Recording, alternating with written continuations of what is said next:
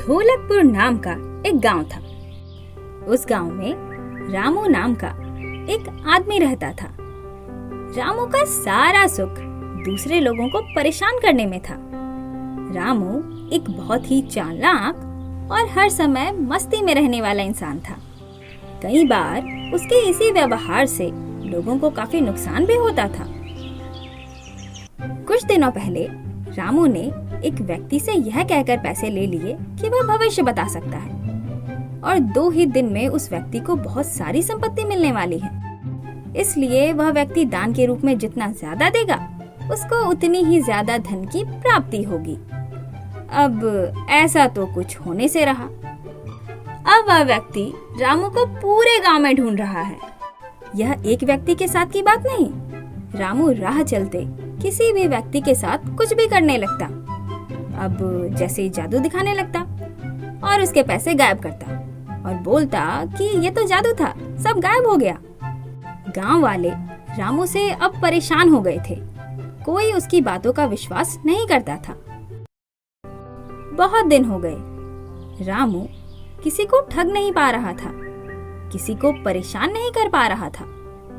तो उसे बेचैनी होने लगी। उसने सोचा इस गांव में काम ना बनेगा, अब दूसरे गांव जाकर कुछ करना पड़ेगा। उसने तरकीब लगाई। घर में थोड़ा घी बचा था। उसने एक पात्र में आधे से ज्यादा मिट्टी भर दी और ऊपर से घी भर दिया, जैसे लगे कि पूरा पात्र ही घी से भरा है, और निकल गया दूसरे गांव अपनी होशियारी दिखाने। गांव के बाहर निकलते ही उसे एक सोने की दुकान दिखाई दी, जहां मालिक के सिवाय कोई नहीं था। रामू को वह दुकान जच गई। वह दुकान की ओर बढ़ा। तभी दुकान पर एक चांदी की कटार टंगी हुई थी। उस पर नक्काशी भी बड़ी सुंदर थी। रामू को वह बहुत पसंद आई। वह दुकान में पहुंचा। तभी शुद्ध घी की खुशबू पूरे दुकान पे छा गई। अभी रामू कुछ बोलता तभी दुकान का मालिक बोल पड़ा, दूसरे गांव से लगते हो, यहाँ कभी देखा नहीं तुम्हें। रामू ने कहा, हाँ, पास के गांव से आया हूँ। अपने लिए कटार लेना चाहता हूँ, सुरक्षा के लिए, पर देने के लिए पैसे नहीं है मेरे पास। पर गांव का शुद्ध घी है मेरे पास, वो भी पूरे 10 किलो, और आप चाहे तो मैं और भी ला सकता हूँ। मालिक को रामू की बात पसंद आई। उसने कहा, ठीक है, दुकान में कुछ पसंद आए तो ले लो, बदले में ये घी मुझे दे देना। रामू को विश्वास ही नहीं हुआ कि दुकान का मालिक इतनी जल्दी मान गया। जब तक रामू दुकान में कटार देख रहा था, मालिक ने तब तक घी के पात्र को खोलकर घी को चखा भी। सच में घी तो एकदम शुद्ध है, पर क्या तुम्हें कोई कटार पसंद आई?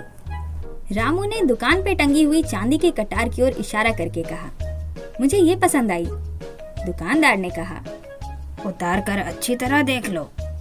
रामू ने झट से टंगी हुई कटार उतार ली और अच्छी तरह से जांच ली और बोला, यही दे दो मालिक। अरे ये तो टंगी टंगी गंदी हो गई, नई वाली देता हूँ। और एक थैली में रख कर उसे कटार दे दी। रामू यह सोचकर खुश था कि उसने इतना बड़ा काम आसानी से कर दिया। उसे खुद पर बहुत गर्व हो रहा था। दुकान का मालिक भी दुकान बंद करके घर चला गया, क्योंकि कोई ग्राहक नहीं था। तो सोचा, आज घर जाकर शुद्ध घी की पूरियां खाऊंगा। पूरियां बनाने के लिए जैसे ही पात्र में करछी डालकर घी बाहर निकाला, तो ये क्या, पूरे पात्र से मिट्टी ही मिट्टी बाहर आई। और रामू भी जंगल जाकर एकांत में अपनी कटार थैली से निकालकर खुश होकर सोचने लगा कि आज खूब ठगा दुकानदार को मैंने। कटार को जैसे ही उसने हाथ में लिया तो उसे महसूस हुआ कि कटार में कुछ तो गड़बड़ है। ये कटार चांदी की नहीं बल्कि मिट्टी की बनी हुई है। इस पर सिर्फ चांदी का रंग चढ़ा हुआ है। रामू गुस्से में उठा और उसने सोचा, अभी जाकर दुकान के मालिक को सबक सिखाता हूँ। पर फिर उसने सोचा कि मैं तो खुद उसे ठग कर आया हूँ, उससे क्या सवाल करूँगा। उधर मालिक भी यही सोच रहा था।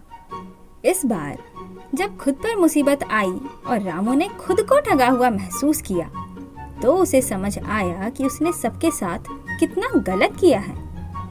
इस बार रामू को अपनी गलती का एहसास अच्छे से हुआ।